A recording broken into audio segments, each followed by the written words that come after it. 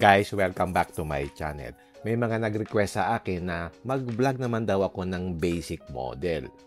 Kasi palagi daw top of the line yung nire-review ko. So today, i-review natin itong Toyota Innova XE variant. Ito yung entry level na automatic. Ang pinakamura kasi yung J na manual. So ito yung pinakamura na automatic ng Innova. Ang selling price niya is 1,375,000.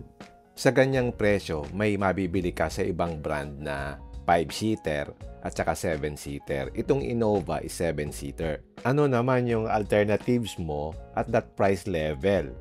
Unang-una, nandyan yung Expander Cross na 2-wheel drive, automatic transmission na 1.5 liters. Ang kanyang selling price is 1,346,000. Pero mas marami siyang features than the Innova. The other option is yung Hyundai Stargazer GLSX.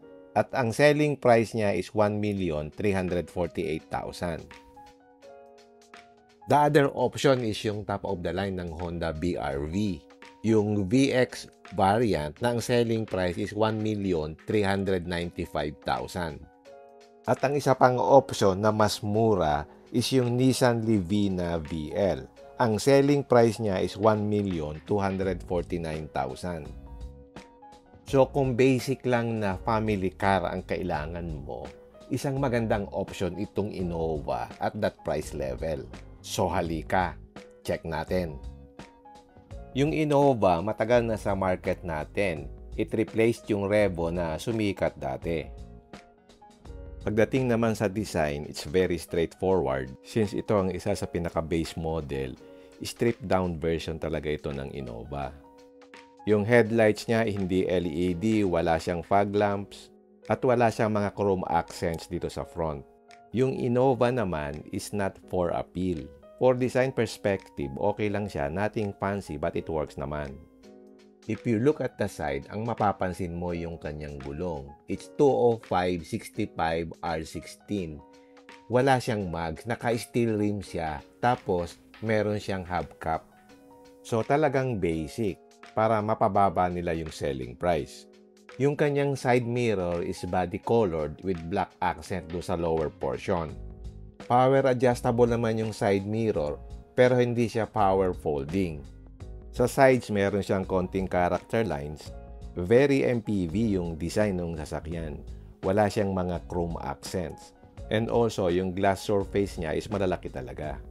So yung visibility mo is not an issue here since it's an MPV. Pagdating dito sa rear, yung character lines niya continuous hanggang dun sa likod to connect it with the rear tail lights. So, simple lang naman dito sa likod. Ang kagandahan naman nito, it still retains the rear spoiler at saka yung shark fin antenna sa topper trims. And it's well integrated naman dun sa design ng body.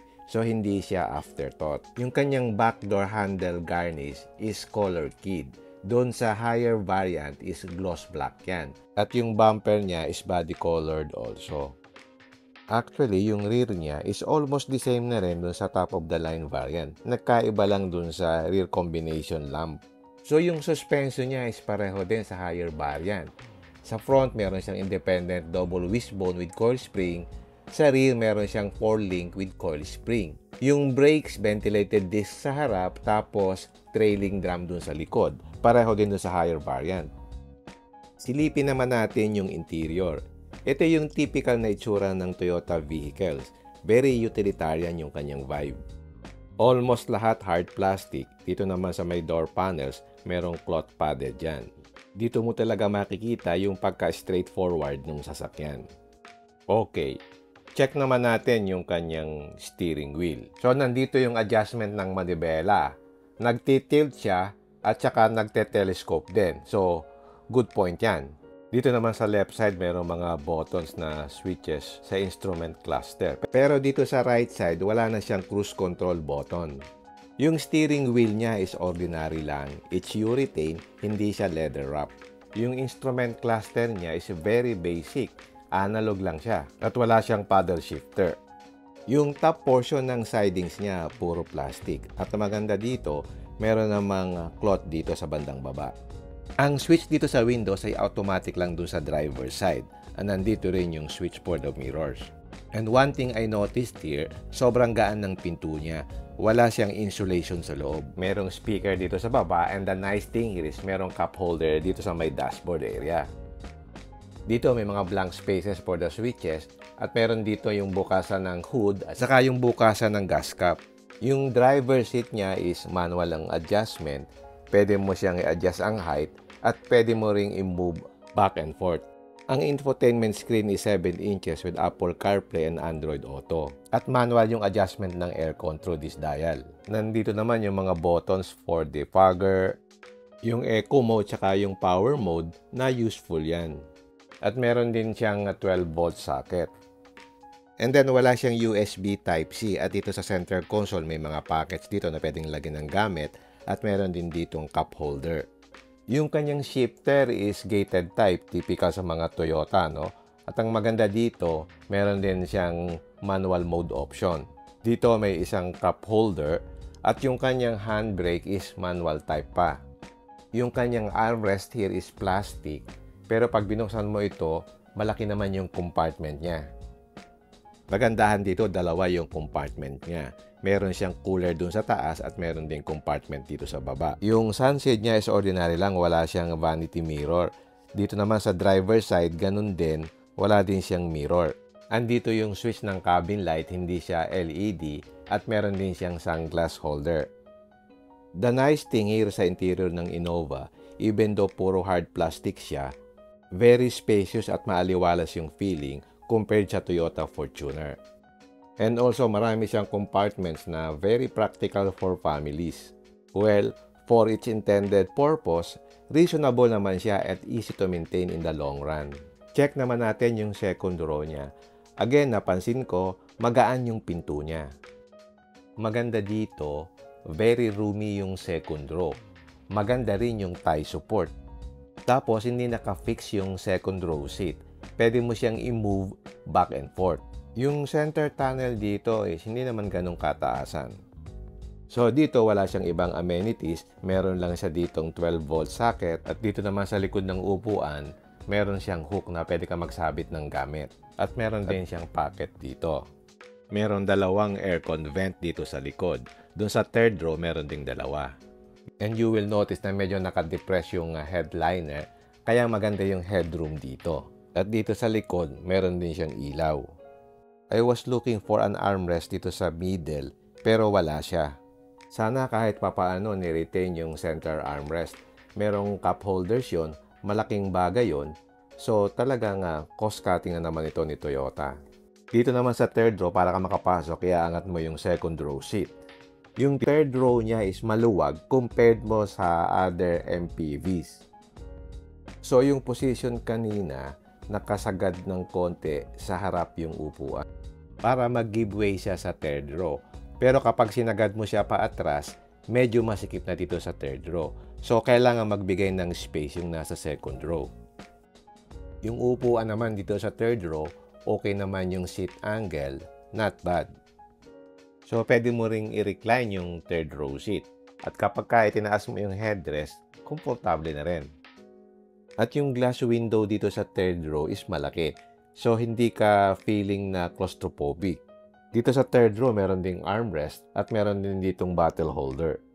Okay, check natin yung likod. So, manual lang yung bukasan ng tailgate.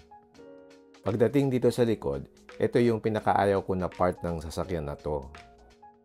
Similar to the Fortuner, ito para sa akin ang worst design ng mechanism para mag-fold yung third row seat. So, it's a 3-step process. Ipupull mo yung tab na to, then isasandal mo dito sa side, and then ilalagay mo yung pinaka-buckle. So, ang pinaka-con nito is yung space. Malaki talaga nakakain ito pagdating sa space. And also, pagtagal, kumakalampag yan. So, ito talaga ang dapat i-improve ni Toyota pagdating sa Innova at saka sa Fortuner. And also, wala siyang additional compartment dito sa lower part na pwede mong pagtaguan ng gamit.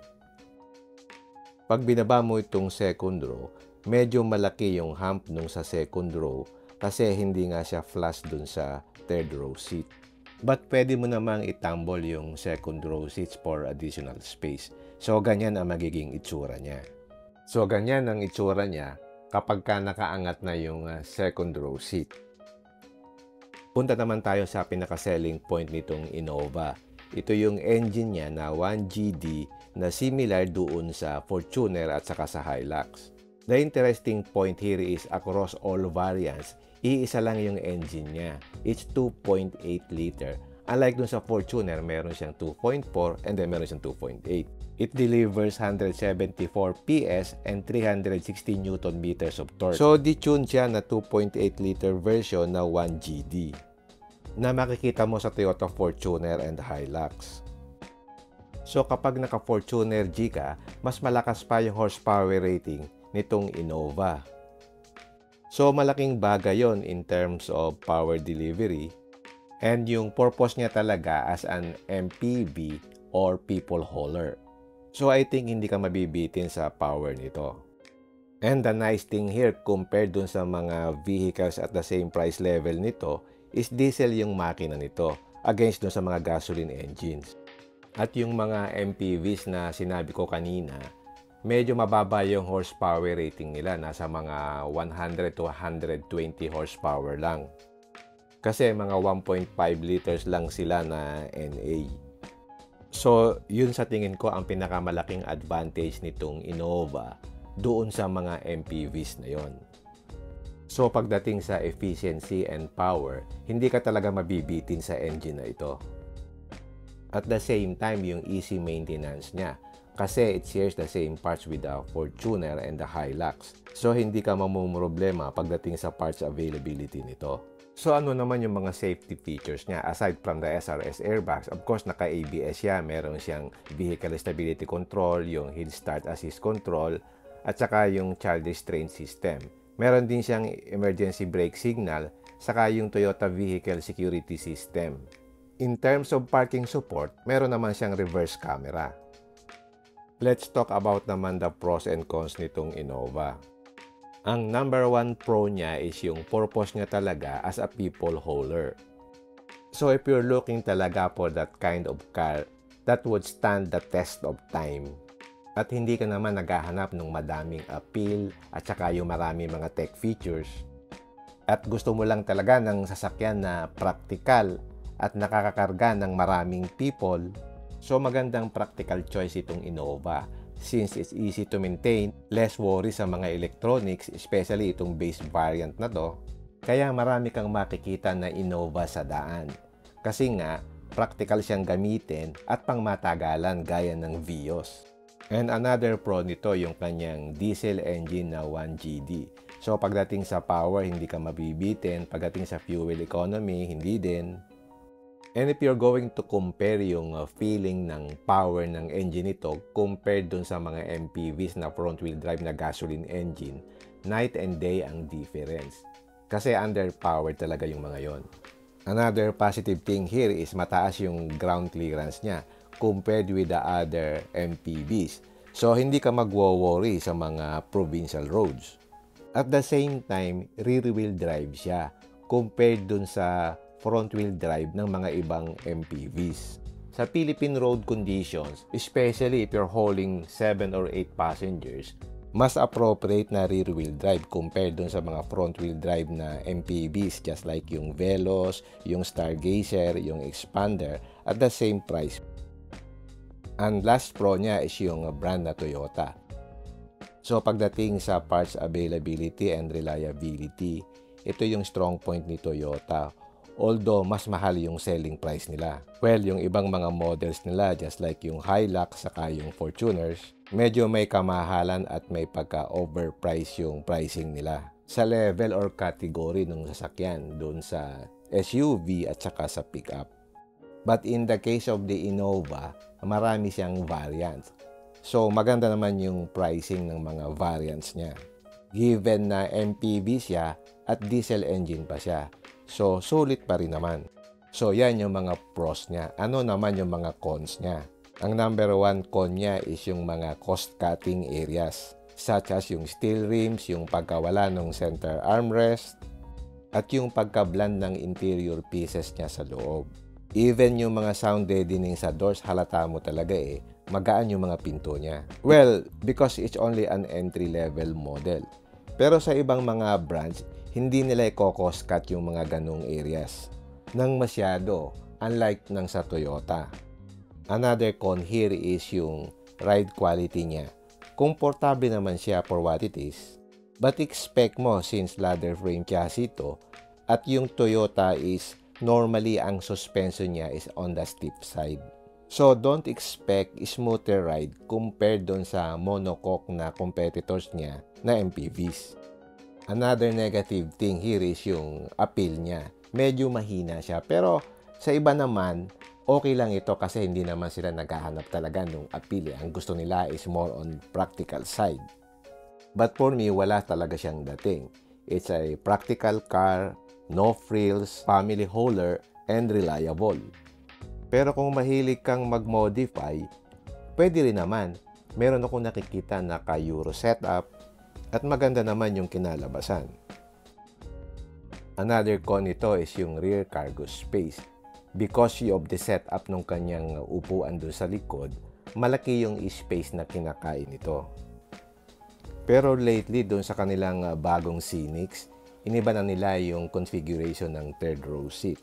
So, nai-flat na siya. Pero I think hindi na nila babaguhin yun dito sa Innova. Kasi yung pumalit na nga is yung Scenics. So, yan lang ang mga nakikita kong mga negatives dito. Other than that, yung mga aspects naman is understandable dito sa category ng sasakyan na to. So in summary, if you have a budget of 1.37 million and you need an MPV and a people hauler for your family na may frugal na diesel engine at the same time may automatic transmission, I think okay pa rin yung variant ng Toyota Innova na ito. It might not have yung mga bells and whistles na makikita mo sa mga cars ngayon, but you will be comforted with its reliability and easy maintenance. So, kaya marami kang makikita talaga na sasakyan nito sa daan. For sure, hindi magiging sakit ng ulo ito as long as you maintain it well. Tatagal talaga ito sa iyo. So, kung ikaw yung klase ng tao na naghahanap ng mga modern feel at saka yung mga modern technologies sa mga sasakyan, hindi nila magugustuhan itong Toyota Innova. Again, buyer's preference lang yan. Pero kung practical kang tao, ayaw mo ng sakit ng ulo, mas maganda itong variant na to. So I think the Innova has still a place in the market despite na lumabas na yung Toyota Scenics. Kasi bihira na lang yung MPV na rear-wheel drive tapos diesel engine. I don't know kung may iba pang offerings yung ibang brands. Okay, hanggang dito na lang. If you like this video, don't forget to like, share, and subscribe. Until next time, see you again my next vlog. Bye!